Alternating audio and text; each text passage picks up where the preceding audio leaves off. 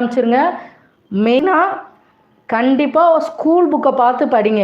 ஏன்னா ஸ்கூல் புக்கை பார்த்து படிக்கிறதா நல்லது. பிடிஎஃப் கிடைக்கிது அந்த மாதிரியெல்லாம் எடுத்து வச்சு படிக்காதீங்க. ஏன்னா ஸ்கூல் புக்கிலே முக்கியமான பாயிண்டெல்லாம் கலரில் கொடுத்துருப்பாங்க, பாக்ஸில் கொடுத்துருப்பாங்க. நீங்கள் படிக்கும்போதே அதை சேர்ந்து படிச்சிட்டிங்கன்னா ஈஸியாக இருக்கும். இன்னொன்று, படிக்கிறத நல்லா தெளிவாக படிங்க. ஒரு பாடத்தை சில பேருக்கு 1 மணி நேரம் ஆகுதுன்னா சில பேருக்கு அதை படிக்க 2-3 மணி நேரத்துக்கு மேலே கூட ஆகும். எல்லாருக்குமே படிக்கிற கெப்பாசிட்டி ஒன்று போல் இருக்காது.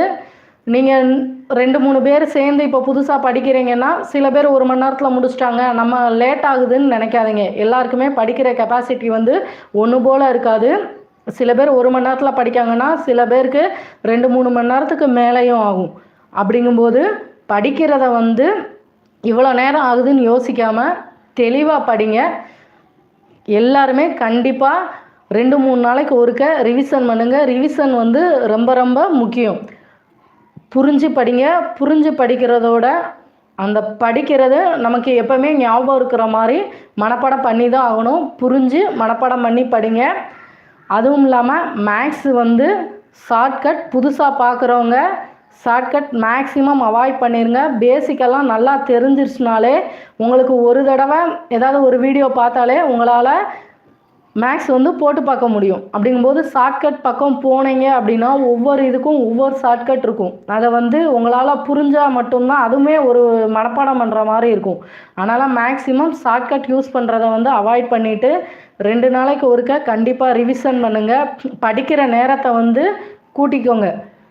5 மணி நேரம் 6 மணி நேரம் படித்தீங்கன்னா இனிமேல் படிக்கிறதெல்லாம் 8லேருந்து ஒரு 10 மணி நேரம் கூட்டிக்கோங்க.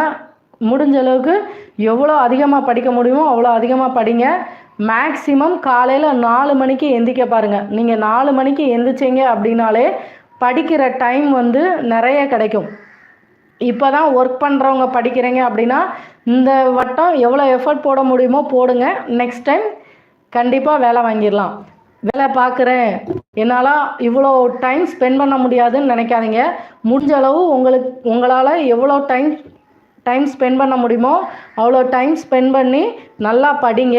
புதுசாக படிக்கிறவங்க ஃபுல் நேரம் படிக்கிறேன்னு நினைக்கிறவங்கெல்லாம் மேக்ஸிமம் 10 மணி நேரத்துக்கு மேலே படிங்க. படித்ததை ஏதாவது ஒரு சேனலில் முக்கியமான கொஸ்டின் போட்டிருப்பாங்க, அதை ஒரு 1/4 மணி நேரம் மேக்ஸிமம் அரை மணி நேரத்தில் உங்களால் ஆன்சர் பண்ண முடியுதான்னு பாருங்கள். எல்லா நேரமும் யூடியூப்லேயே பார்த்துக்கிட்டு இருக்காதீங்க. புரிஞ்சு படிச்சுங்க. ஆவரேஜ் ஸ்டூடெண்ட்டுக்கு மேலே இருக்கீங்க அப்படின்னா உங்களால் படித்து புக்குக்கு பின்னாடி உள்ள கொஸ்டினுக்கு ஆன்சர் பண்ண முடிஞ்சாலே ஓரளவு போதும். நீங்கள் ஓயாமல் யூடியூப்பில் கொஸ்டினுக்கு ஆன்சர் பண்ணணும்னு அவசியம் இல்லை. ஒரு 2-3 டைம் மட்டும் யூடியூப்பில் கொஸ்டினுக்கு ஆன்சர் பண்ண முடியுதான்னு பாருங்கள். மேக்ஸிமம் நல்லா படிங்க. நல்லா படித்து ரிவிஷன் பண்ணுங்கள். அதுக்கப்புறம் உங்களுக்கு ஓல்டு கொஸ்டின் பேப்பரை பார்க்கும்போதே எப்படி கொஸ்டின் கேட்காங்க, நம்ம எந்த லெவலுக்கு படிச்சிருக்கோம்னு தெரியும். இன்னும் 1 மாதம் அளவுக்கு எவ்வளோ எஃபர்ட் போட்டு படிக்க முடியுமோ படிச்சுட்டு அப்பப்போ ப்ரீவியஸ் இயர் கொஸ்டினை நல்லா பார்த்துக்கோங்க. பதட்டம் இல்லாமல் படிங்க. புதுசாக படிக்கிறவங்கனாலும் சரி, ஏற்கனவே படித்தவங்கனாலும் சரி, பதட்டம் இல்லாமல் படிங்க. அடிக்கடி ரிவிஷன் பண்ணுங்கள்.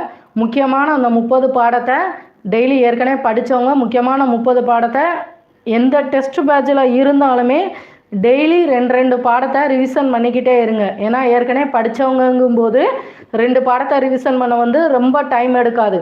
எப்படினாலும் 1 மணி நேரத்துக்குள்ளே ஒரு பாடத்தை முடிக்கிற மாதிரி தான் இருக்கும். உங்களுக்கு எந்த பாடம்லாம் மறக்கிற மாதிரி இருக்கோ அதெல்லாம் அடிக்கடி ரிவிஷன் பண்ணிக்கிட்டே இருங்க. புதுசாக படித்தாலும் சரி, ஏற்கனவே படித்தவங்கனாலும் சரி, சயின்ஸ் ரொம்ப இருக்குதுன்னு சொல்லி சயின்ஸை அவாய்ட் பண்ண பார்க்காதீங்க.